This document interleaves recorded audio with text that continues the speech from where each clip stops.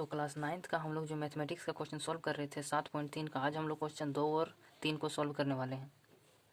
तो दूसरा क्वेश्चन में हमारा जो दिया गया है उसमें पूछा गया है कि AD एक समद्विबाहु त्रिभुज है ABC, जिसका एक शीर्षलंब है AD जो है वो शीर्षलंब है ABC त्रिभुज का। जैसे कि जिसमें पिक्चर आपका नहीं मिलेगा, आकृति खुद से बनाना पड़ेगा, ठीक है।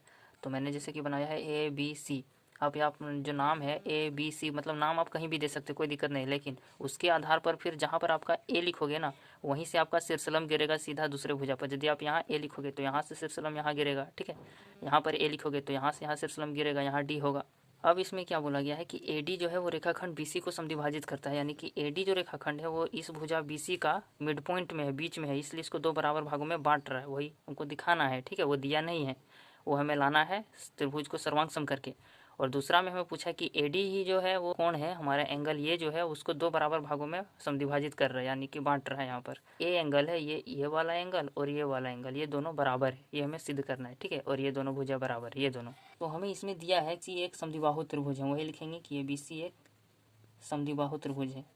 और यहाँ पर लिख देंगे कि जिसमें दे दिया है पहले से ही कि जो हमारा AB भुजा है वो हमारा बराबर है AC के। अब हम लोग यहाँ पे देखते हैं कि ये शीर्षलंब दिया है, तो ये भी लिख देंगे क्योंकि सबका यूज़ करेंगे ना, जिसका हम लोग बनाते समय प्रयोग करेंगे कि AB बराबर है AC के, और भी जो भी एंगल बराबर है इसके, तो वो लोग हम लोग दिया में ही लिख लेंगे, ठीक है। दिया है जो उसमें, तो जैसे कि AD दिया है तो हम लोग यहाँ पर और लिख लेंगे तथा AD ABC त्रिभुज का शीर्षलंब है, क्योंकि अर्थात AD रेखाखंड ABC त्रिभुज में शीर्षलंब है। तो ये क्या कर रहा है, तो शीर्षलंब है, तो हमें पहली बात कि ये 90 डिग्री का कौन बनाया है, शीर्षलंब है। तो हम लोग इसमें लिख सकते हैं कि हमारा जो एंगल ADC है, अर्थात में लिख देंगे कि एंगल जो ADC है वो हमारा बराबर हो जाएगा एंगल ADB के, एंगल ADB। कारण में लिख देंगे कि शीर्षलंब है, यहाँ पर सिद्ध करना है। और एग्ज़ाम में यदि आप लोग का ऐसा आता है कि क्वेश्चन दे देगा और आपका पिक्चर जो आकृति है वो बना हुआ नहीं रहेगा, तो आप लोग को बनाना पड़ेगा आकृति जब सॉल्व करोगे ना उसमें, ठीक है। क्योंकि आप लोग का जो सॉल्व होगा पूरा वो आकृति से ही होगा। ऐसा नहीं करना है कि आकृति को हम लोग बना लेंगे कोई रफ साइड में और वहाँ से देख देख के सब बना देंगे। आपको यदि नहीं देगा तो आपको ये बनाना ही पड़ेगा, ठीक है। AD रेखाखंड BC को समद्विभाजित करता है।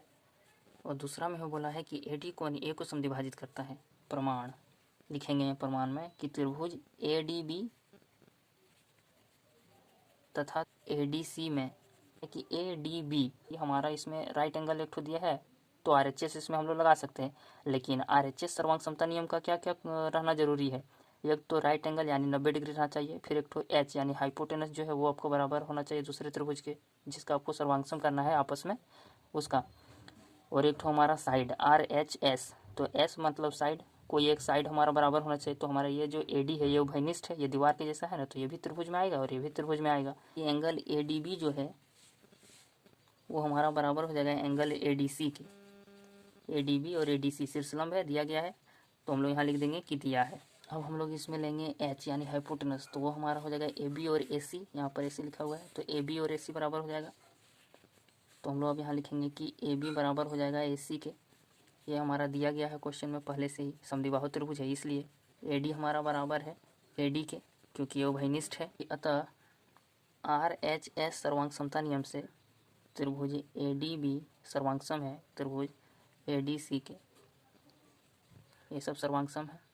अब हमें पहला क्वेश्चन में क्या पूछा गया है उसका अब सॉल्यूशन अब स्टार्ट होगा कि अब चूंकि त्रिभुज ADB सर्वांगसम है त्रिभुज ADC के, इसलिए CPCT से पहला क्वेश्चन में कि AD जो रेखाखंड है वो BC को समद्विभाजित करता है, यानी कि हमें BD और CD को बराबर करना है। तो हम लोग यहाँ लिखेंगे BD और CD बराबर हो जाएगा CPCT से, तो BD लिख देंगे कि BD जो है वो बराबर है CD के, ये भी हमारा CPCT से ऐसा हो जाएगा। अब हम लोग लिख देंगे कि अतः AD जो है वो रेखाखंड BC को समद्विभाजित करता है।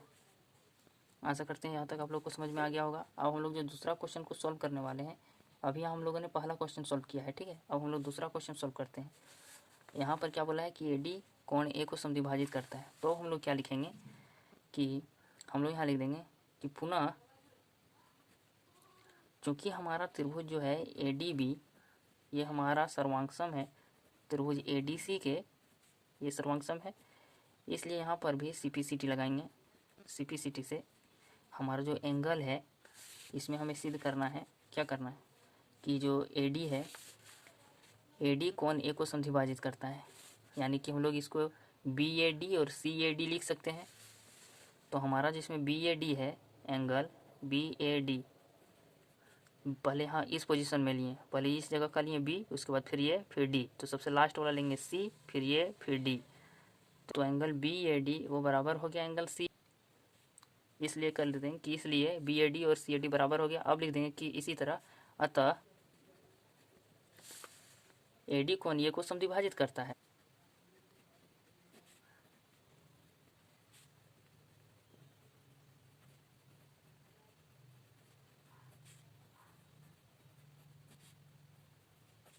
यही आपको प्रूव्ड हो गया।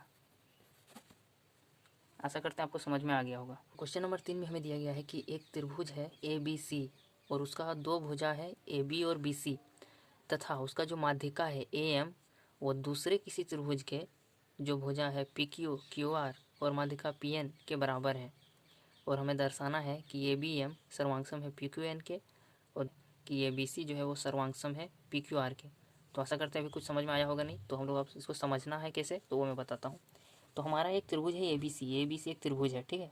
उसमें AB और BC यानी कि AB और BC जो है वो इस त्रिभुज का PQ और QR के बराबर है, ठीक है। और यहाँ पर जो AM है AM वो बराबर है PN के, ठीक है। और एक चीज़ और बोला है कि माध्यिका है AM जो है वो माध्यिका है, यानी कि AM जो है वो BC रेखाखंड को दो बराबर भागों में यानी कि BM और CM को बराबर कर रहा है, ये दो बराबर भागों में बांट रहा है, ठीक है। BM और CM यानी बराबर होगा, ठीक है। इसमें जो PN है वो QR को दो बराबर भागों में बांट रहा है, यानी QN जो है और RN जो है ये दोनों बराबर होगा, ठीक। तो पहले हम लोग लिखते हैं कि दिया है वो क्या क्या दिया है। सो त्रिभुज ABC तथा त्रिभुज PQR में, अर्थात में हम लोग लिखेंगे कि ये जो चीज़ दिया है इसका मतलब क्या है। B जो है वो हमारा बराबर है PQ के, ठीक है। और BC जो है वो QR के बराबर है, और हमारा जो AM है वो PN के बराबर है, तथा AM जो है वो बराबर है PN के। कि सिद्ध करना है तो सिद्ध क्या करना है, तो पहला नंबर में लिखना है कि त्रिभुज ABM जो है वो सर्वांगसम है त्रिभुज PQN के, और दूसरा है हमारा कि त्रिभुज ABC जो है वो सर्वांगसम करना है त्रिभुज PQR के। प्रमाण में हम लोग उस चीज़ को लिखते हैं जिसका उपयोग करके हम लोग जो भी दो त्रिभुज है इसको सर्वांगसम करेंगे, ठीक है। तो हम लोग पहले एक बार देख लेते हैं कि जो जो चीज़ हम लोग इसमें लगाएंगे अभी सर्वांगसमता नियम, वो चीज़ हमारे यहाँ पे मिल रहा है कि नहीं मिल रहा है, तो हम लोग को वो चीज़ खोज के लाना है पहले। तो यहाँ पे दिया है कि ABM जो है वो सर्वांगसम है PQN के, ABM यानी ये छोटा सा त्रिभुज और PQN, ठीक है, इतना सा। अब इसमें हमें क्या दिया है, तो इसमें AB हमारा PQ बराबर दिया है, तो एक और साइड हमें दिया है AM जो है वो PN के बराबर है। ये भी क्वेश्चन में एकदम लिख दिया है कि AM PN बराबर है। अब एक चीज़ हमें और खोजना है कि साइड मिल गया है, यदि ये एंगल मिल जाता तो और बढ़िया, लेकिन ये एंगल कहीं नामो निशान नहीं है कि ये बराबर है, तो उसको तो भूल ही जाओ लेना। तो साइड है तो साइड एक ले सकते हैं, वो देखते हैं अब। तो BM को QN के बराबर कर सकते हैं कि नहीं, तो यही हम लोग आज अभी मैं बताऊँगा कि हम लोग इसको बराबर कर सकते हैं। वो कैसे, तो हमारा AM जो है ना माध्यिका AM जो माध्यिका है और माध्यिका PN इस त्रिभुज में जो है PN ये QR को दो बराबर भागों में बांट रहा है, यानी कि QN और NR जो है या फिर RN ये दोनों आपस में बराबर है, और BM और CM ये दोनों आपस में बराबर है। तो हम लोग इसमें सीधा ये लिख सकते हैं कि यदि ये दोनों आपस में बराबर है, यदि हमारा BC और QR बराबर है तो उसका आधा आधा भी बराबर होगा। तो यही चीज़ हम लोग लिखेंगे और BM और QN को बराबर कर देंगे, तो हमारा साइड और साइड इसका यूज़ करके ABM को हम लोग सर्वांगसम कर देंगे PQN के, ठीक है। तो हम लोग प्रमाण में लिखेंगे कि चूँकि जो ABC त्रिभुज का है, त्रिभुज ABC में AM माध्यिका है, ये BM हमारा बराबर हो जाएगा CM के, ये चीज़ हम लोग लिख सकते हैं। इसी प्रकार पुनः हम लोग लिखेंगे कि जो हमारा त्रिभुज है PQR इसमें जो हमारा माध्यिका है PN,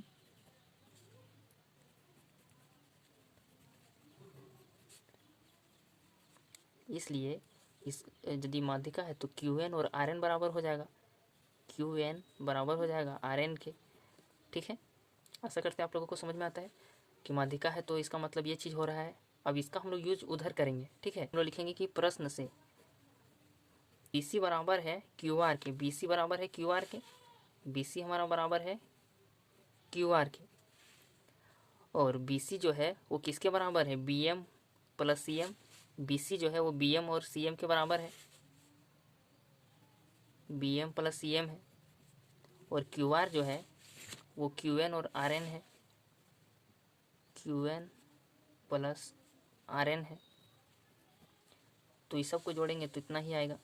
और हमें BM बराबर करना है QN के, ठीक है, BM और QN बराबर करना है, तो BM को यहाँ रखेंगे और QN को भी रखेंगे, और CM जो है ना वो CM को BM के फॉर्म में लिख देंगे, तो BM प्लस BM हो जाएगा। और QN जो है वो QN ही रखेंगे, और RN जो है उसको QN के फॉर्म में लिख देंगे क्योंकि ये बराबर है। अब हम लोग यहाँ लिखेंगे कि समीकरण, इसको जो है ना 1 मान लेते हैं और इसको मान लेते हैं 2। अब यहाँ लिख देंगे कि समीकरण 1 तथा 2 की 2 ठो BM हो जाएगा, 2 हो जाएगा BM, और यहाँ पर 2 हो जाएगा QN। तो BM बराबर हो जाएगा QN के, 2 2 जो है ये इधर कैंसिल आउट हो जाएगा, ठीक है। तो BM हमारा QN के बराबर हो गया। ये हमारा समीकरण 3 दे देते हैं इसका नाम, ठीक है। अब हम लोग लिखेंगे कि त्रिभुज ABM जो है और PQN में है उसमें क्या क्या चीज़ है। तो ABM में मेरा क्या है, ABM में दिया है, मैं लिखा है AB PQ के बराबर है, तो AB बराबर है PQ के, ठीक है, AB PQ बराबर हो गया। AM बराबर है PN के, ठीक है। अब हम लोग फिर इसमें लिखेंगे एक तो जो हमारा साइड है ये BM हमारा बराबर हो जाएगा QN के, और यहाँ पर इसका कारण में हम लोग क्या लिखेंगे, यहाँ पर लिख देंगे समीकरण 3 से, समीकरण 3 से।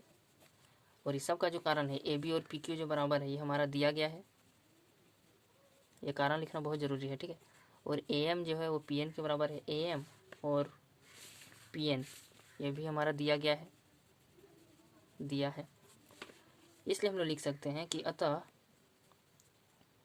साइड साइड साइड सर्वांग समता नियम से त्रिभुज ABM सर्वांगसम है त्रिभुज PQN के, ना है त्रिभुज ABC को सर्वांगसम कर देना है त्रिभुज PQR के, ठीक है। PQR त्रिभुज जो हमारा ABC है तथा त्रिभुज PQR में इसमें क्या है, ABC जो हमारा है ABC, तो उसमें हमारा AB तो बराबर दिया गया है PQ के, ABC त्रिभुज है और PQR त्रिभुज है, इसमें देखना है। तो AB हमारा PQ के बराबर है, AB PQ के बराबर है, देंगे कि दिया है।